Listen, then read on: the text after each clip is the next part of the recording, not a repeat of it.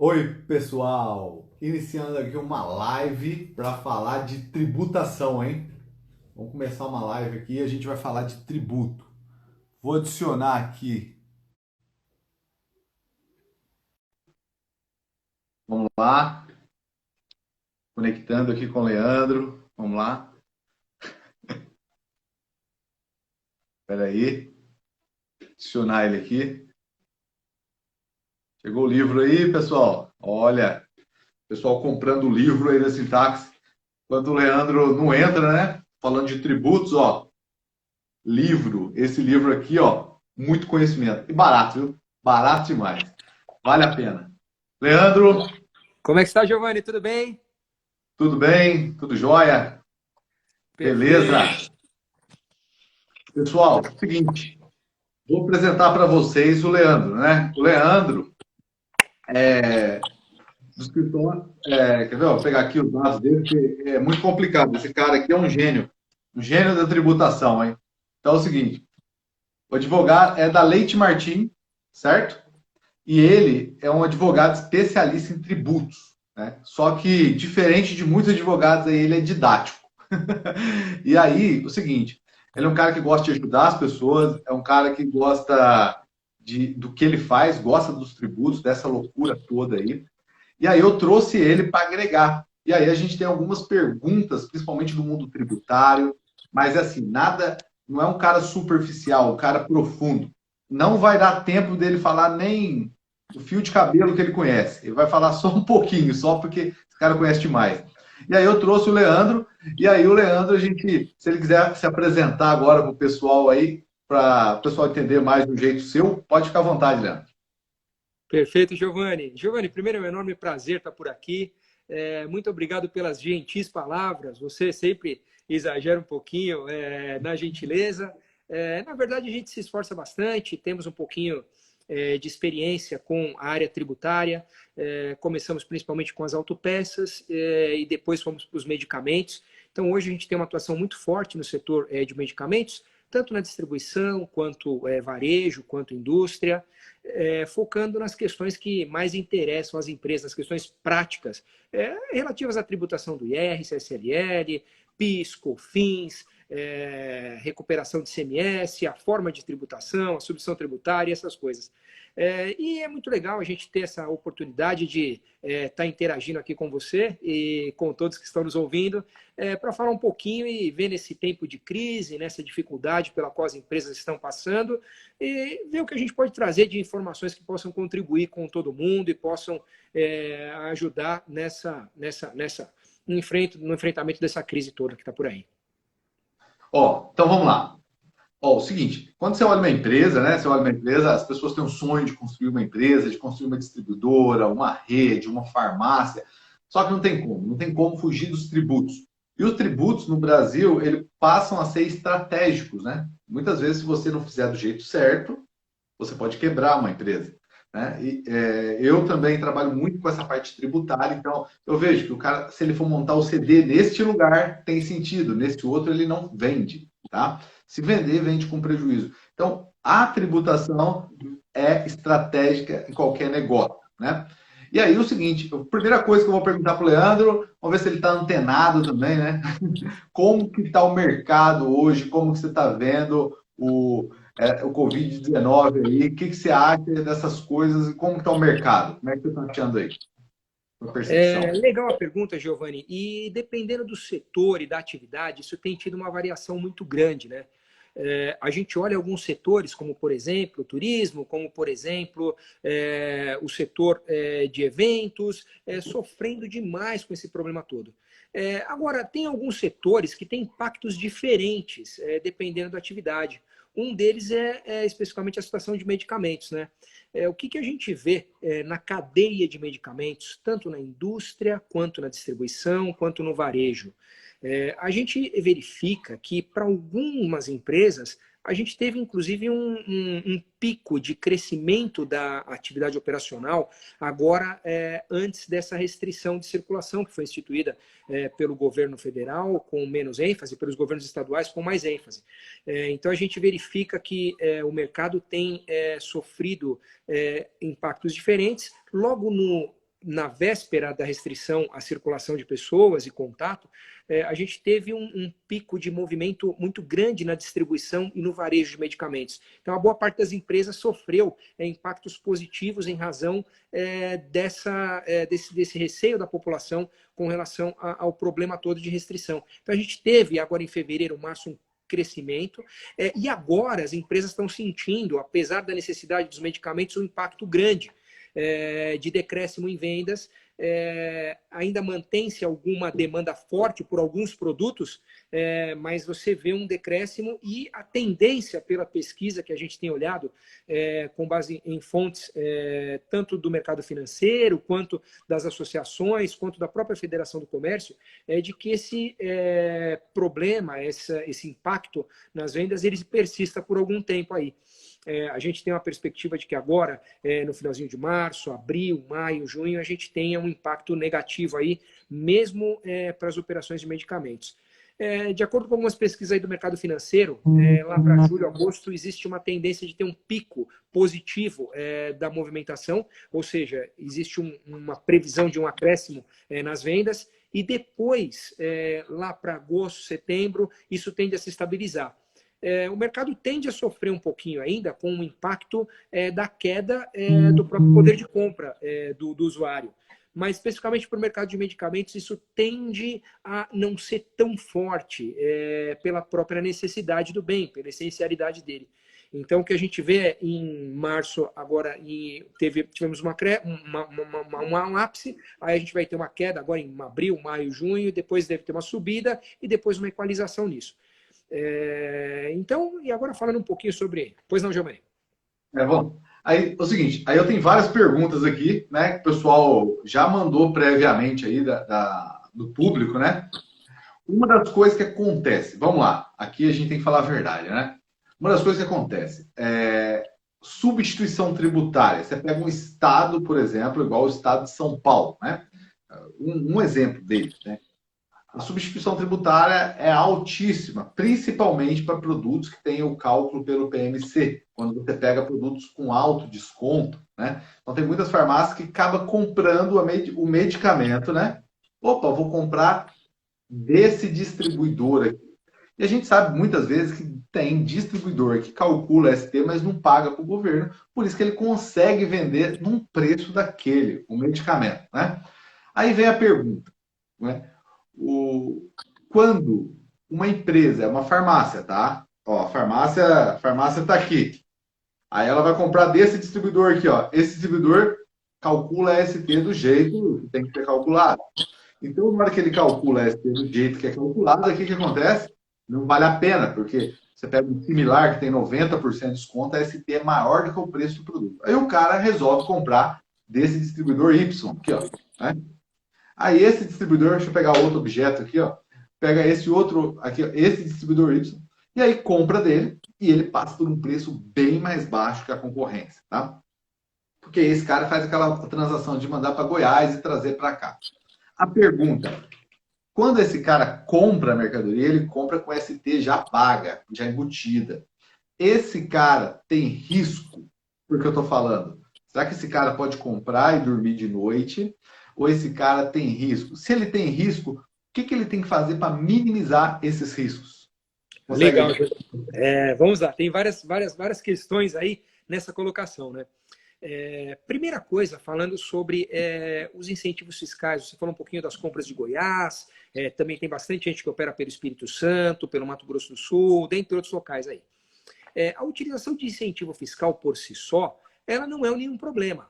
Ela é, inclusive, uma estratégia muito usada pelos distribuidores, e essa estratégia é uma estratégia que hoje tem amparo legal, e hoje esses incentivos, na maioria das vezes, eles são convalidados pelo governo federal no âmbito do CONFAS. Então, assim, o fato de você usar incentivo fiscal em Goiás, no Espírito Santo, no Mato Grosso do Sul, ou em qualquer outro lugar, ele por si só não é um problema, tá? Então, passando primeiro para essa premissa, o incentivo em si ele não é um problema. Onde a gente enfrenta alguns problemas aí, Giovanni, quando a gente fala compra desses estados, esses estados eles não exigem que no momento da compra o remetente que está em Goiás, no Espírito Santo ou em algum outro local, ele retenha o ICMS do momento da entrada.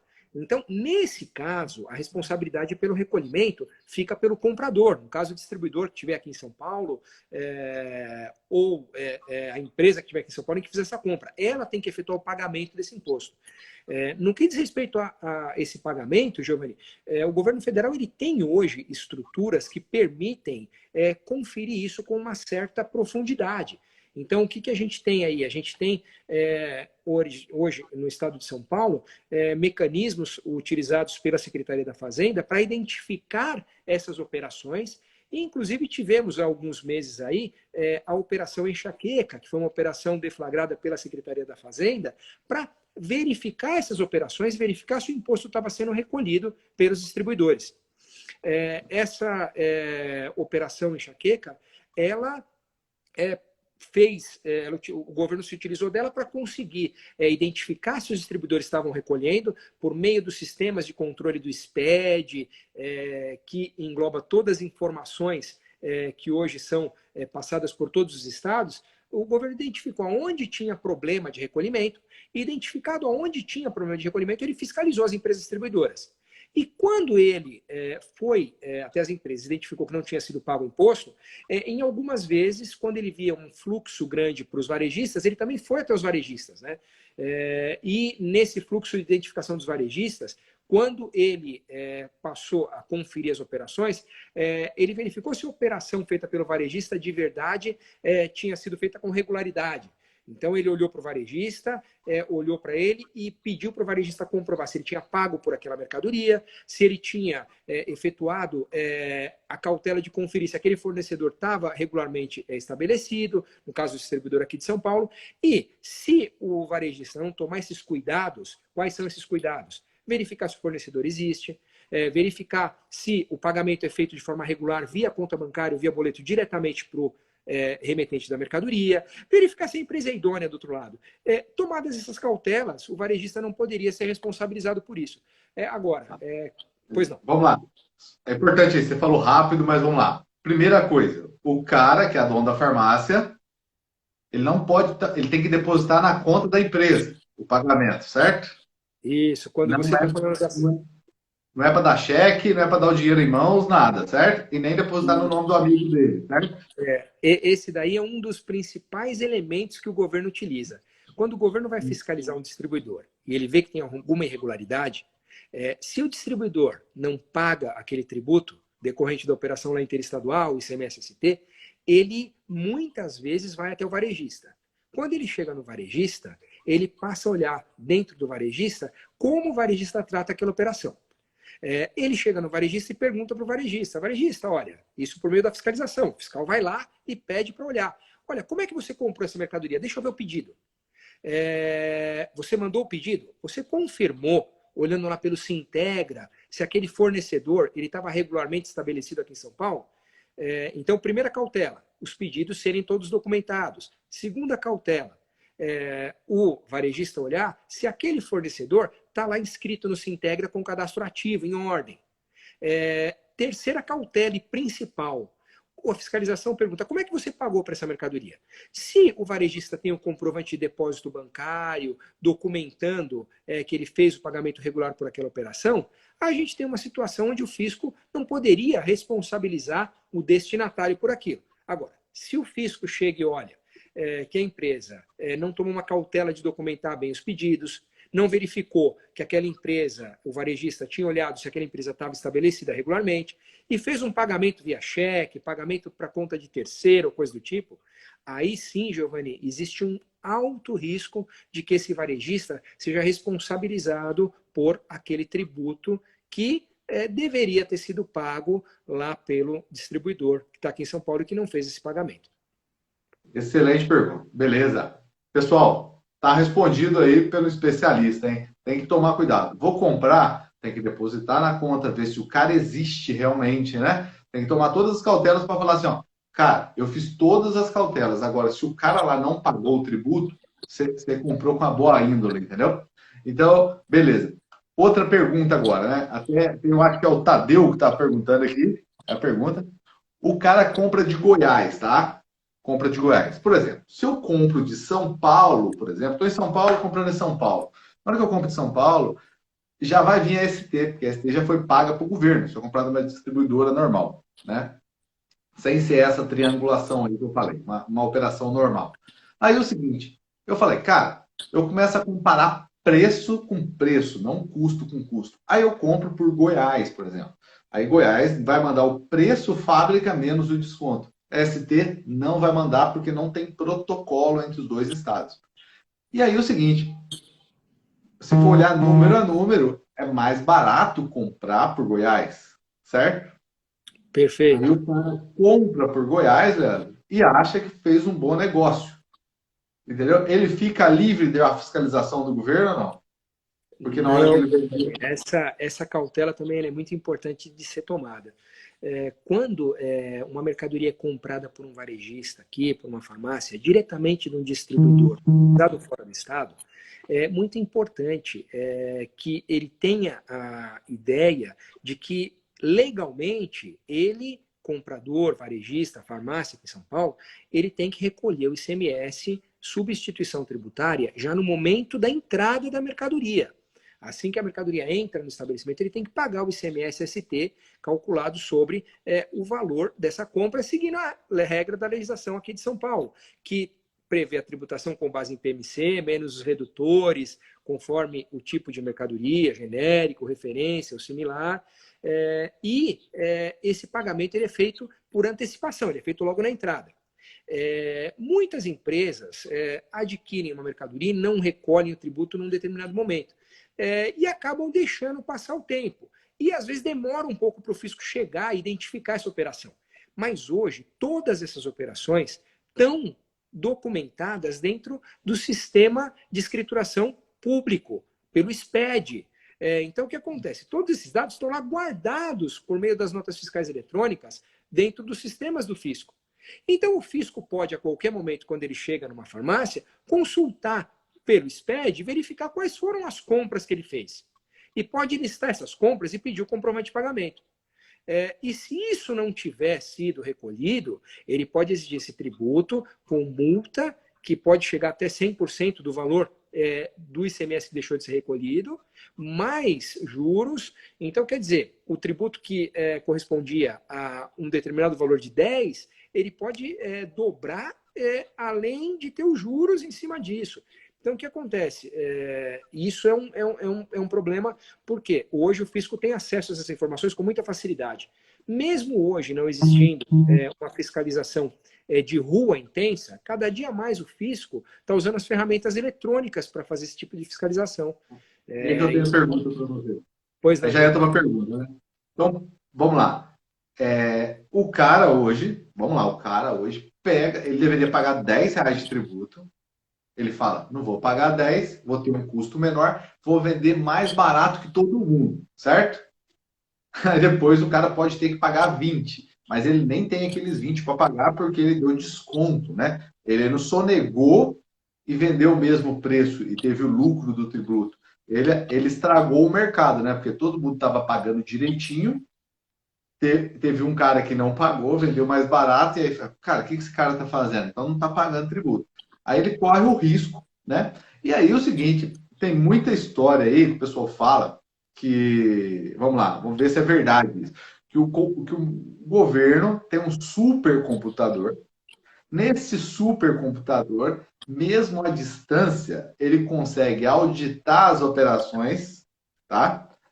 Auditar as operações baseado em sistemas e saber se você tem uma tendência, aí ele pode aprofundar ou não, se você tem uma tendência ali a estar sonegando, fazendo uma operação irregular ou não. É verdade que existe esse supercomputador, então o governo, na hora que chega lá, já tem tudo na mão, não adianta você mentir? Será que é isso? Hoje não tem um só supercomputador. Hoje os sistemas utilizados pelo governo eles são muito sofisticados. O que acontece hoje é que na esfera federal existem vários computadores interligados, a cada um deles utilizados para um tipo de atividade. Lá para a Polícia Federal, eles utilizam o Guardião, que é um computador, um supercomputador. Para a Receita Federal, eles têm uma outra base, que é um outro supercomputador. E todos eles estão interligados. E, especificamente em São Paulo, nos últimos tempos, a Secretaria da Fazenda intensificou muito a qualidade dos sistemas e do hardware que eles utilizam. Então, hoje, a Secretaria de Fazenda de São Paulo tem mecanismos para identificar com muita facilidade qual é a origem das mercadorias para determinado contribuinte. Então, ele chega numa farmácia e ele consegue saber com facilidade tudo que ela comprou nos últimos anos, nos últimos 5 anos, e consegue autuar essa empresa e exigir esse imposto que deixou de ser recolhido. Então, quando você falou de estragar o mercado, quando você falou de ter... na verdade, isso é um grande problema mesmo, porque para as empresas que acabam deixando isso se avolumar, passa 1 mês, 2, 3, 1 ano, 2. Quando chega uma fiscalização, ela pode retroagir até 5 anos. E quando ela volta em até 5 anos, esses 10 de tributo que deixaram de ser recolhidos a cada mês, com a multa e com os encargos, com juros, eles acabam muitas vezes praticamente inviabilizando a sequência do negócio. Então é algo que tem que se ter muita cautela. No passado, esses sistemas não eram muito utilizados. Então, ainda existe um certo sentimento das empresas de que isso não tem chegado. Mas nós, no dia a dia, temos acompanhado várias empresas que hoje se deparam com isso, e existe uma tendência de que o fisco, principalmente em momentos de dificuldade, intensifique a fiscalização dessas operações. Então, é algo que tem que ter muita cautela. Então, aí vem a outra pergunta, baseado na sua finalização aí. A crise econômica atual também, né, fez com que a arrecadação caia, né? Se a venda, se está vendendo menos o comércio, o governo ganha sobre a movimentação do comércio, então, basicamente, ele está ganhando menos dinheiro. Sobre o governo, a gente não vê nenhuma movimentação, né, de reduzir custos. Né? Então, o que aconteceu? Então, o governo vai ter uma despesa operacional parada, porém a receita cai. Então, vai faltar dinheiro. Faltando dinheiro, Leandro, você acha que o governo vai intensificar a fiscalização ou não depois que as coisas passarem? Por enquanto, ele está dando um de bonzinho, né? Os governos, né? Mas você sabe que a conta não fecha, né? E aí, o que você acha, sua opinião? O que acontece é o seguinte, Giovanni, a gente, no meio dessa crise toda e no meio dessa, vamos dizer, relação estremecida entre o governo federal, entre Congresso, Judiciário, a gente não consegue prever com exatidão o que vai acontecer, mas a gente consegue ter alguns sinais bons disso. O que a gente consegue ter de sinalização? A gente percebe que o governo ele está sendo complacente, ele está sendo, vamos dizer, compreensivo com a situação das pequenas e médias empresas. Então, a gente vê uma situação de abertura de linhas de crédito nos bancos federais, bancos públicos e até mesmo nos bancos privados para as empresas menores, para as pequenas e médias empresas. No que diz respeito aos tributos, a gente percebe que as empresas de pequeno e médio porte não tendem a ser muito afetadas por meio da criação de novas taxações. O que a gente percebe é que o governo, ao contrário, ele está inclusive flexibilizando alguma coisa para as empresas menores, como, por exemplo, diferindo, adiando o pagamento do Simples por alguns meses, como, por exemplo, existe uma movimentação muito forte da Federação do Comércio para permitir as empresas tributadas pelo lucro presumido, que pagam imposto de renda e contribuição social sobre o lucro, embutida na alíquota já do lucro presumido, e elas muitas vezes não estão tendo lucro nesse momento. Existe uma movimentação da Federação do Comércio de pedir ao governo que autorize uma mudança desse regime para o lucro real. Então você vê algumas movimentações do governo e uma flexibilização para as pequenas e médias. Onde a gente vê uma atuação forte do governo nos dias de hoje? A gente vê, ainda não são projetos aprovados, mas a gente vê uma movimentação onde o governo está sinalizando sobre antecipar a questão da tributação de dividendos, tributar grandes fortunas, ou instituir empréstimos compulsórios sobre os lucros das grandes empresas.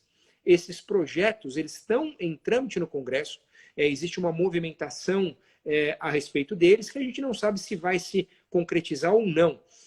Mas o que a gente sente é isso, E, em paralelo, o que a gente vê é que é inevitável que exista uma tendência do governo em tirar a fonte de renda que ele precisa para dar continuidade às atividades de algum lugar. Então, uma possibilidade grande que a gente vê é o governo federal intensificar um pouco a fiscalização para fechar esses gargalos, fechar essas torneiras, onde a gente tem aí uma sonegação, por exemplo, nessa questão do ICMS das operações interestaduais aí, que muitas vezes acabam não sendo, muitas vezes acaba servindo como uma janela para o não recolhimento do imposto. Certo. Bom, uma pergunta importante também. Por exemplo, as coisas estão meio paradas, né? Tá tudo um pouco parado, mais que o normal. E a gente sabe, por exemplo, se você pagou o tributo errado, você pode buscar a recuperação. Se foi bem claro ali, foi um erro seu de pagar errado, né? E aí, você, como especialista em recuperação tributária, tá? Vamos falar de ICMS primeiro, né? Como que tá? Por exemplo, assim, se você for pensar, a empresa pode ter comprado, por exemplo, vamos lá, ela comprou a mercadoria com ST para dentro do estado dela e vendeu fora do estado, certo? Vendeu para fora. Então, ela pode recuperar aquele tributo, porque a substituição tributária é um tributo antecipado para pagar o que seria vendido para o consumidor final dentro do seu estado. Como vendeu para outro estado, teve que pagar tributo de FAO para outro estado, por exemplo, o que acontece? Então, você teria direito a recuperar esse valor. Aí vem a pergunta. Isso, primeiro que isso pode ser uma, do meu ponto de vista, às vezes tem que ver do seu, pode ser uma alavanca para gerar fluxo de caixa para a empresa, na hora que ela precisar. Mas a pergunta é, tá parado as coisas? Como que tá? Tá dando para trabalhar? Dá para trabalhar agora, nesse momento, com recuperação tributária? O que você acha? Giovanni, nesse momento de crise, qualquer tipo de estratégia que se trace para se manter, para ter um futuro de sucesso para uma empresa, ela passa por essa revisão tributária. É inevitável isso. Então, tanto na esfera federal quanto na esfera estadual. A gente pode falar um pouquinho depois de imposto de renda e contribuição social sobre o lucro, de PIS e COFINS, mas falando primeiro de ICMS, que foi a sua pergunta, né? Hoje o ICMS é o imposto que mais onera as empresas no Brasil. A gente olha para o setor de medicamentos e vê isso com uma intensidade muito grande. Hoje, no setor de medicamentos, como você, especialista em pricing, destaca muito para o pessoal, a gente tem o recolhimento do ICMS de forma antecipada, e esse recolhimento de forma antecipada ele é feito com base numa regra presumida, ou seja, se presume por quanto a mercadoria vai ser vendida e se exige o recolhimento no momento da entrada. E essa presunção ela utiliza algumas regras que muitas vezes, quando a gente vai olhar na prática, elas acabam implicando numa tributação muito maior do que aquela que seria devida, né? Então a gente olha, por exemplo... Pessoal, tem gente tendo que sair da live, tá chorando aí na live. Falando, vou ter que sair, que pena. Então depois eu vou pôr essa live gravada no YouTube, tá? Lá no Sintax, você coloca lá Sintax no YouTube, eu vou salvar essa live, porque, Leandro, só interrompi porque o cara tá chorando aí que vai sair. Aí a gente salva essa live e coloca lá no YouTube para quem quiser rever, tá bom? Pode continuar. Desculpa aí, viu? Desculpa te cortar. Imagina, pessoal, estaremos lá e à disposição de vocês. E fiquem à vontade também depois para, por meio do site da Sintax, formularem qualquer questionamento, que a gente está à disposição para ajudar em todo mundo nessa necessidade, nesse momento de dificuldade aí. Respondendo, inclusive, questões, se o pessoal tiver, podem ficar à vontade para encaminhar. O Giovanni direciona para nós e a gente fica à disposição para ajudar. Mas seguindo um pouquinho na questão, Giovanni, da tributação, como a gente estava falando, muitas vezes os medicamentos, eles são tributados, qual a regra de tributação? Como muito bem você explica nos seus vídeos. O governo pega o PMC, coloca alguns redutores e exige a tributação com base nesses redutores, conforme a classificação de genérico, similar ou referência, e dependendo do montante da tributação, ele passa para um MVA, que é um percentual sobre o valor da aquisição. O que acontece é que muitas vezes essa tributação ela é muito expressiva. Ela representa aí, considerando as bases médias de mercado, no mínimo em torno de 20% a 25% do valor da compra do medicamento, que tem a alíquota do produto, que é do fornecedor, mais o ICMS do distribuidor e da farmácia. Então, isso pode chegar a 20%, 25% do valor da compra. Em algumas vezes, dependendo do tipo de medicamento, quando a gente fala de genérico ou similar, a gente chega a situações onde tem mais ICMS na compra do que o próprio valor do produto. E aí, né? Então, isso só por por essa informação prévia, a gente consegue ter uma ideia de que isso representa muito para a empresa no momento da aquisição. E agora, né, vamos falar da saída. Bom, quando eu vendo essa mercadoria, eu tenho várias opções aí. Eu vendi a mercadoria para dentro do estado, para um consumidor final. Eu vendi via e-commerce para fora do estado. Ou muitas vezes eu tenho que devolver a mercadoria, ou ela vence, ou eu tenho um roubo, um furto dessa mercadoria. Então, a mercadoria, muitas vezes, aquela previsão que o governo fez, imaginando que ela fosse ser vendida para o consumidor final por aquele preço lá da compra, ela não se concretiza. Isso em muitas vezes, né? E quando isso acontece, qual é a situação? Bom, para cada uma dessas situações, a gente tem uma consequência. Quando a gente tem uma venda para fora do estado, ou seja, principalmente agora, nesse momento de crise, é muito comum uma intensificação das vendas via e-commerce. A gente tem aí uma venda para fora do estado, tem que recolher imposto de novo lá para o estado de destino, para as empresas no lucro presumido, no lucro real. O Simples tem uma regrinha diferente que suspendeu essa aplicação, mas, via de regra, quando eu mando para fora do estado, eu tenho que pagar de novo lá. Eu tenho que pegar de volta esse ICMS aqui da entrada, que é os 18% sobre a compra, sobre o valor do meu fornecedor, mais o ICMS-ST. Isso pode representar, como a gente falou, 20%, 25%. Às vezes, representa mais do que o valor total da venda desse medicamento. O volume é muito alto. Então, quando eu mando para fora do estado, eu sempre tenho esse direito de buscar esse ressarcimento. Quando eu vendo a mercadoria, quando a mercadoria se perde ou quando ocorre um furto, ou quando ela tem que ser devolvida porque venceu, alguma coisa do tipo, eu também tenho que recuperar esse ICMS. E quando eu vendo para o consumidor final, aí depende. Quando eu vendo para esse consumidor final por um valor equivalente àquele que foi utilizado para calcular o ICMS, substituição tributária no momento da compra, está tudo certo. Agora, quando eu vendo ele abaixo, como é o caso da maioria das situações de genérico, de similar, aí, Giovanni, existe hoje, na legislação de São Paulo, a previsão de que eu tenho direito de pegar de volta aquele valor. Então, existem procedimentos próprios hoje regulamentados pela portaria CAT 42 e pela legislação do Estado de São Paulo, prevendo que, em todas essas hipóteses, eu tenho o direito de pegar de volta, quando eu mando para fora do Estado, o valor total do ICMS-ST.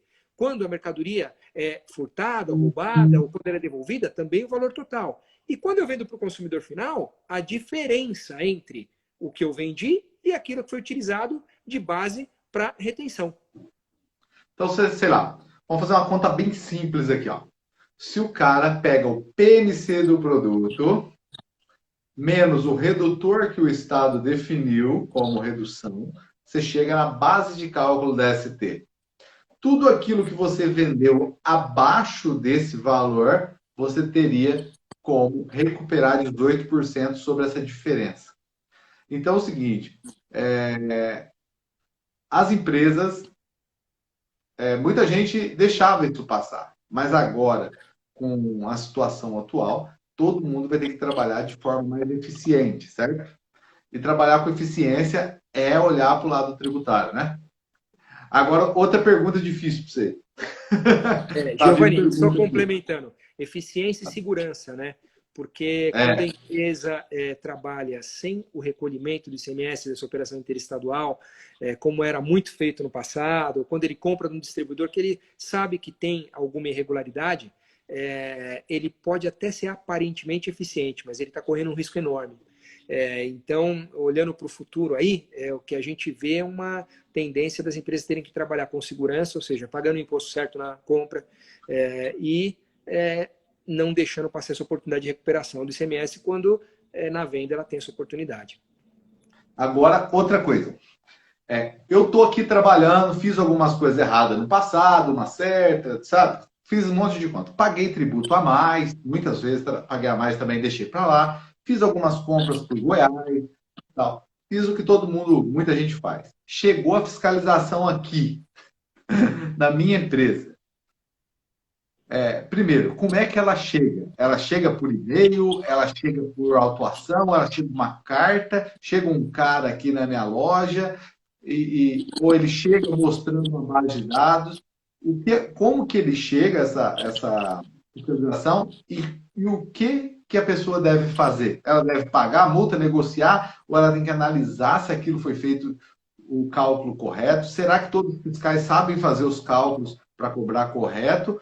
Ou precisa chamar um advogado? O que ela precisa fazer nesse momento, assim? Porque deve dar um pânico, né? Qualquer um, né?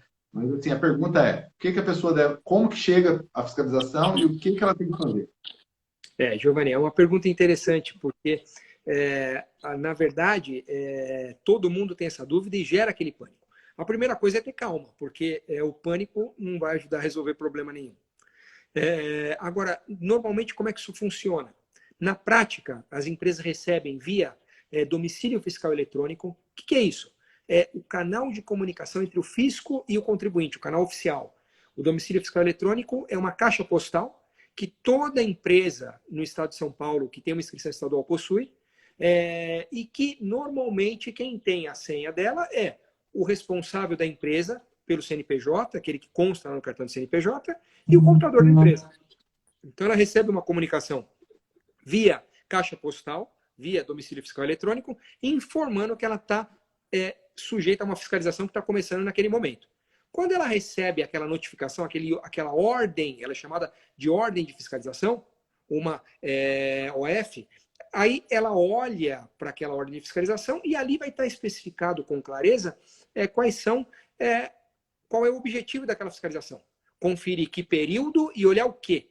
E muitas vezes ali, essas ordens de fiscalização, o fiscal ele já recebeu pelos sistemas da secretaria qual o objetivo. Por exemplo, aquela empresa está sendo fiscalizada porque ela comprou de um distribuidor que foi identificado como irregular.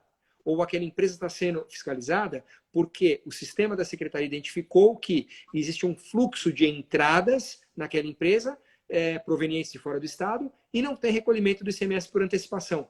Ou porque o recolhimento do ICMS por antecipação, quando ela comprou de fora do estado, não está compatível com o volume de vendas dela. Então, hoje, os sistemas da secretaria eles conseguem identificar essas situações. E quando a empresa recebe essa notificação explica por que ela está sendo fiscalizada, qual a razão daquela fiscalização. E aí, nesse momento, o ideal é que se atenda à fiscalização, se existe uma interação com a fiscalização, para que se justifique o que tem recolhimento, para se chegar a um consenso do que está recolhido e o que efetivamente é devido. Uma questão importante que você colocou, Giovanni, é que quando o fiscal olha para tudo aquilo, ele, depois de analisar as justificativas da empresa, ele muitas vezes multa a empresa, ele autua a empresa, ele cobra o imposto, e quando ele faz essa cobrança, como o sistema de tributação é muito complexo, é muito comum que ocorram erros nessas autuações. Erros relativos ao cálculo do quanto é devido de ICMS-ST, erros relativos ao cálculo do quanto teria que ser batido de ICMS próprio, erros relativos a como classificar cada produto, erros relativos à multa que tem que ser aplicada.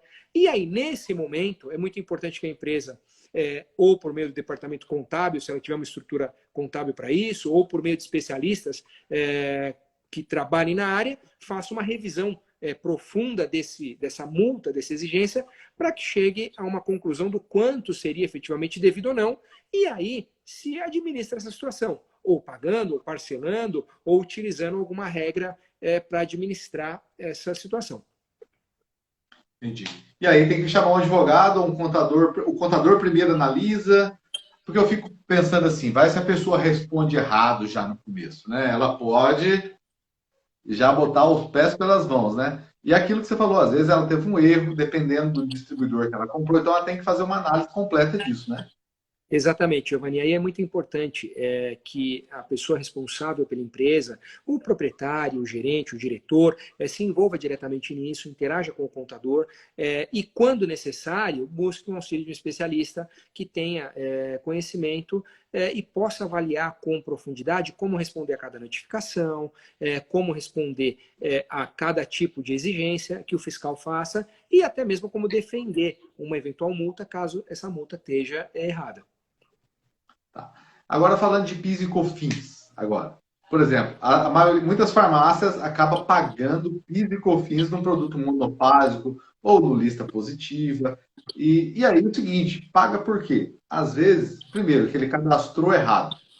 Cadastrou errado, o contador pagou errado. Né? Ou, às vezes ele cadastrou errado, então aí com a Avante Fiscal, ó. Avante Fiscal é especialista em cadastro de produtos em farmácia, hein? Esse cara é bom. Então é o seguinte, a Avante Fiscal ajuda a cadastrar certo. Mas se cadastrou errado, ou pode acontecer também que o contador não separou o que é monofásico e não. E a farmácia vem pagando esse tributo do PIS e COFINS ao longo dos anos, né? E aí é o seguinte, esse processo, o pessoal está falando, tem muita gente recuperando a pergunta. Então, primeiro, tem muita gente que passa na sua loja e vai falar, ó, eu recupero para você, eu vejo postagem no Facebook, ele, ó, quer 50 mil na sua conta sem pegar empréstimo. Tem várias chamadas, né? Primeiro, qual que é a atenção que ele tem que ver na hora que vai escolher uma empresa para fazer a recuperação e se é possível recuperar o PIS/COFINS? Legal, Giovanni, é uma ótima pergunta. Isso é muito comum porque, como os medicamentos têm uma classificação complexa, e quando eles não têm uma estrutura, ou não utilizam de um serviço como o da Avante ou de alguma outra empresa especializada, ele acaba classificando errado e acaba pagando esse PIS e COFINS de novo, seja no lucro presumido, seja no lucro real, seja no simples. Então, o que acontece? Quando ele vai pagar o PIS e COFINS embutido na alíquota do simples, ou PIS e COFINS no lucro presumido, ou PIS e COFINS no lucro real, ele calcula a alíquota sobre o total do faturamento e deixa de excluir vários tributos que já tiveram o PIS e COFINS recolhido lá no momento da compra. São os produtos sujeitos à sistemática monofásica de tributação. Então, o que acontece? O fabricante, quando pagou, ele já recolheu o PIS e COFINS por toda a cadeia. Então, o varejista, o distribuidor, não deveria pagar PIS e COFINS de novo, nesse momento. Né? Quando ele paga de novo? Hoje, a legislação prevê que você possa recuperar todo o PIS e COFINS ou qualquer outro tributo que foi pago indevidamente, seja por erro do contribuinte, por erro do contador, isso não importa, nos últimos 5 anos. E essa possibilidade de recuperação dos últimos 5 anos, ela inclusive vem com correção monetária, vem com a Selic.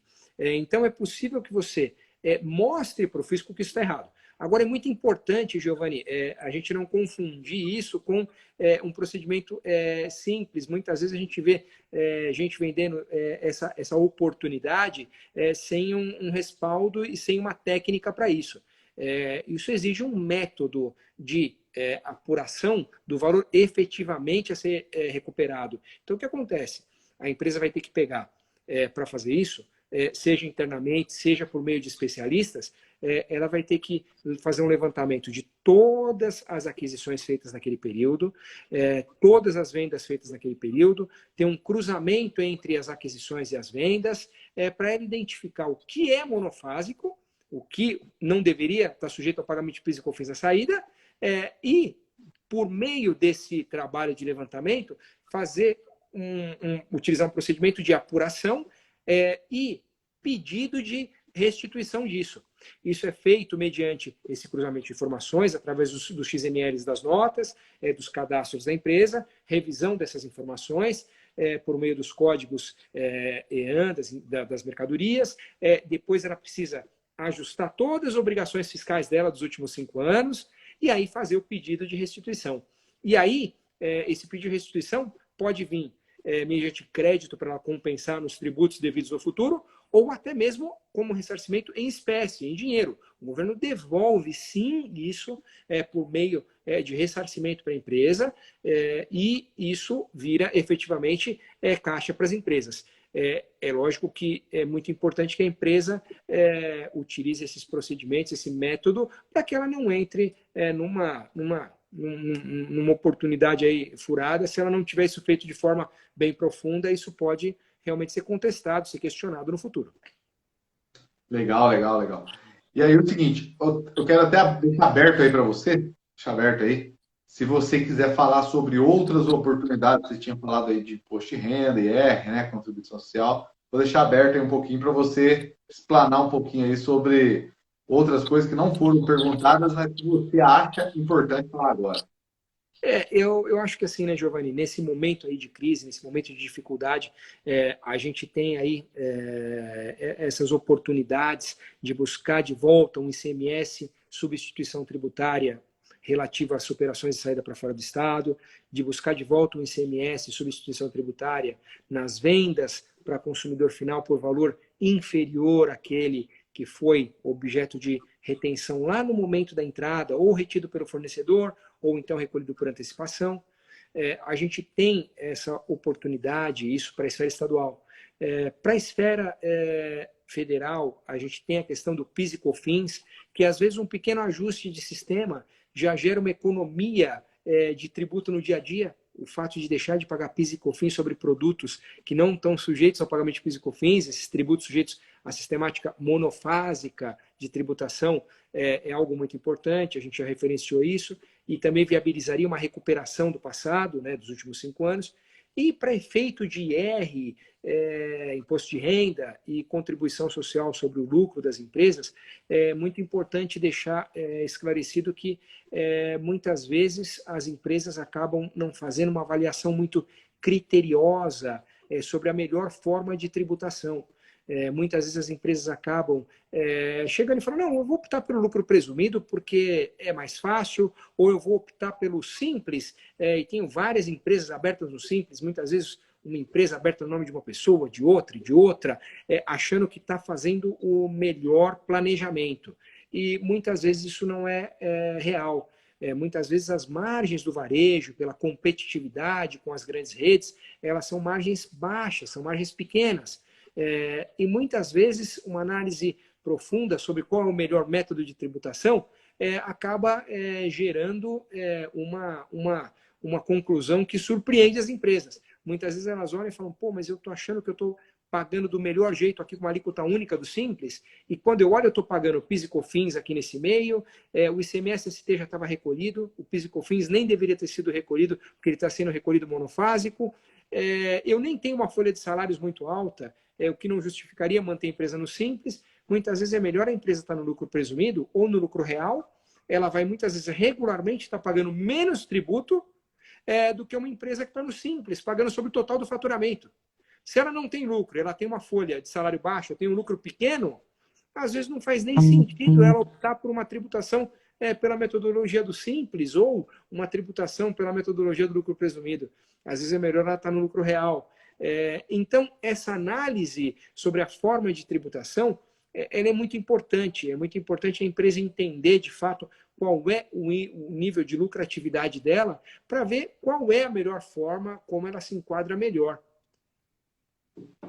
Certo. Então é o seguinte, a gente viu aí, ó, fazendo um resumo aí para quem está online, a gente falou sobre riscos tributários, falamos da inteligência que o governo tem para nos fiscalizar, falamos também que quando você compra de uma distribuidora, que a gente sabe que ela faz triangulação, quais informações e como você deve agir, até mesmo na hora de pagar essa distribuidora, certo? Porque se o governo for a distribuidora, ela não estiver lá mais, ela vai em você. Ela vai querer o dinheiro. Então, não achou ali, vai procurar. E aí você tem que ter um respaldo que você está fazendo a coisa com boa índole, né? Depois a gente falou também, olha quanta coisa, hein? Depois a gente falou sobre o recuperação tributária nas operações quando você vende para outro estado e já pagou ST, quando você vende um preço mais baixo do que a ST, quando você foi roubado, a mercadoria quebrou, devolveu, você tem direito a receber. Então, isso aí tudo a gente começa a falar de que eficiência, né? Você tem que ser mais eficiente e tem que ter segurança também. Na recuperação tributária, a gente falou que o governo ele pode fiscalizar como que você deve agir numa fiscalização também, né? como é que você deve se portar na fiscalização, como é que a fiscalização acontece. Não vem a Polícia Federal assim, não. Gente, o Leandro explicou o método, né? Todo mundo falou. Ó, explicamos quando você compra de Goiás, tem que pagar ST, não adianta. Ah, eu não sabia. Não sabia, problema seu, o fiscal sabe.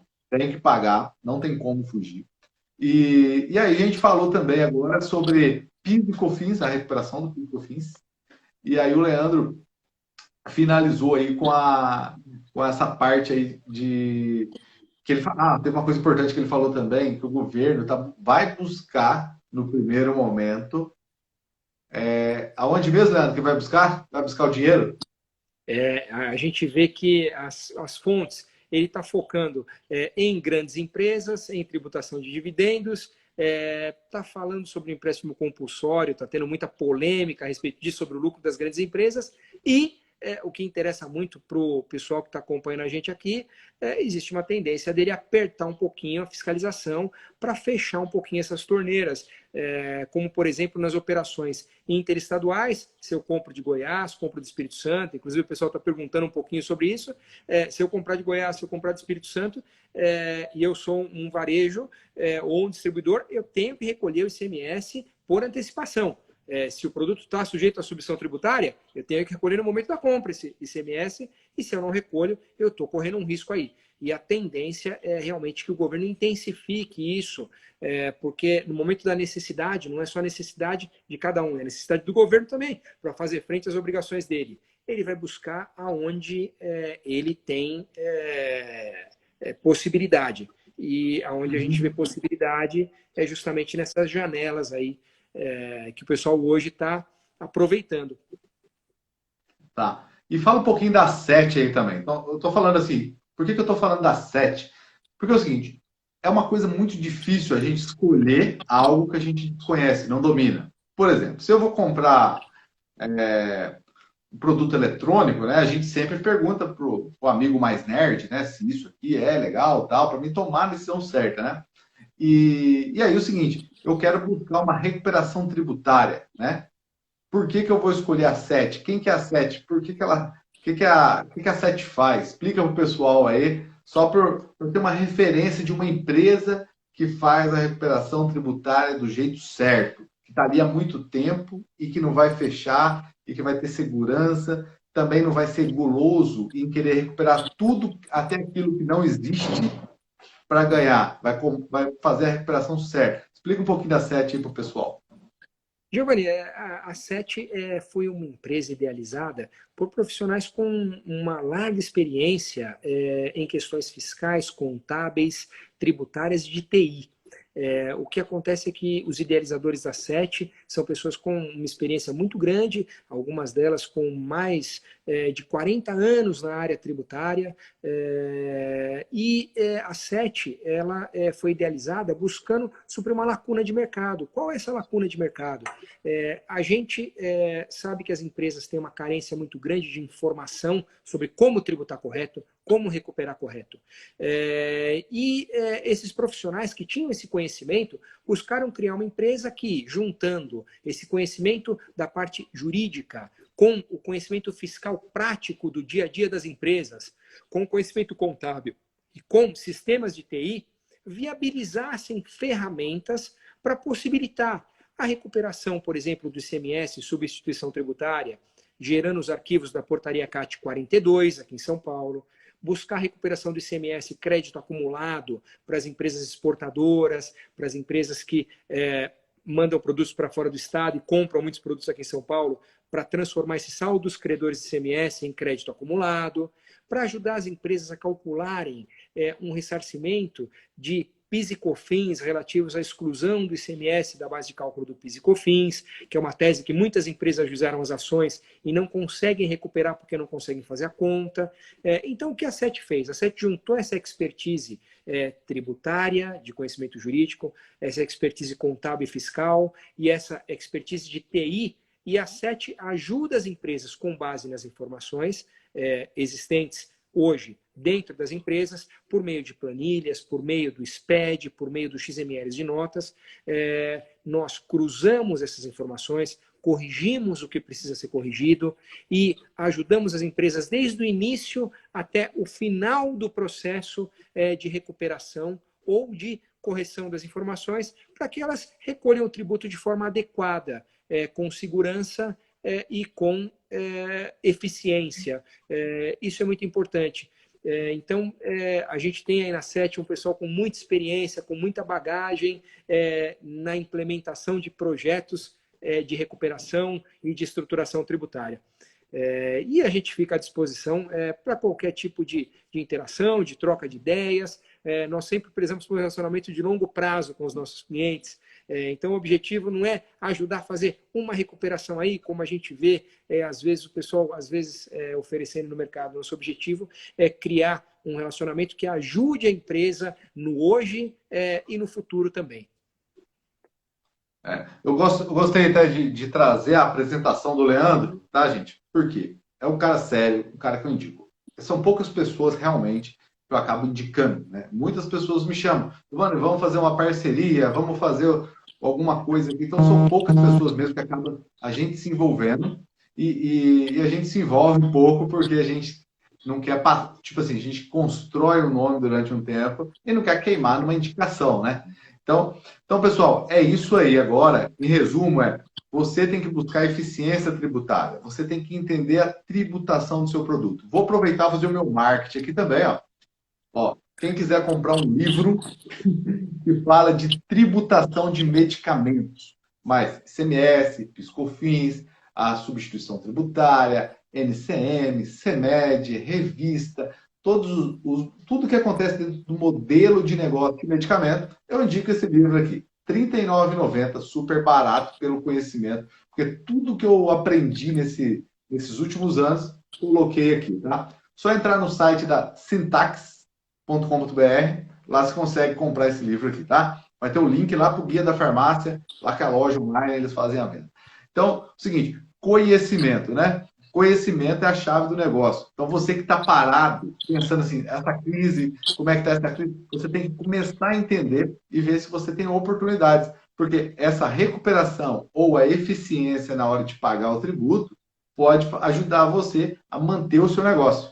Então, eu chamei o Leandro justamente porque ele tem uma expertise tributária e ele é profundo. Ele é muito profundo no conhecimento. Aqui ele foi até razoavelmente raso, mas é um cara que entende. Por exemplo, ele vai saber, ele sabe como se comportar na fiscalização. Então, é diferente. Como que eu vou buscar essa recuperação? Como até pensa o fiscal que vai atender ele. Então, é muito importante você ter essa inteligência no seu negócio. Então, agradeço aí, Leandro, sua participação. Estamos chegando aqui a 1 hora de live. E o Leandro aí, não era muito especialista em live, não, mas ele confiou na gente e veio junto aí com a gente. Tá bom, Leandro? Obrigado, viu? Giovanni, muito obrigado pela oportunidade, obrigado pela audiência de todos que estão nos acompanhando e boa sorte aí para todos nesse momento de dificuldade. Contem com a gente para enfrentar esses desafios que virão aí pela frente. Beleza, pessoal. Deus abençoe. Segue lá a Syntax no Instagram e a SET no Instagram, não é isso? É isso aí, gente. O Instagram da SET é novo, acabou de criar para fazer live, né? É isso aí. Tamo junto, Giovanni. E precisou de cadastro? Avante Fiscal. Contabilidade, Farma Contábil. Tá bom? E um abraço aí pro pessoal da Guia da Farmácia que também está ajudando a divulgar as nossas lives aí. Valeu, pessoal. Vou desligar aí. Grande abraço. Obrigado, Leandro. Muito obrigado a todos. Valeu. Tchau, tchau.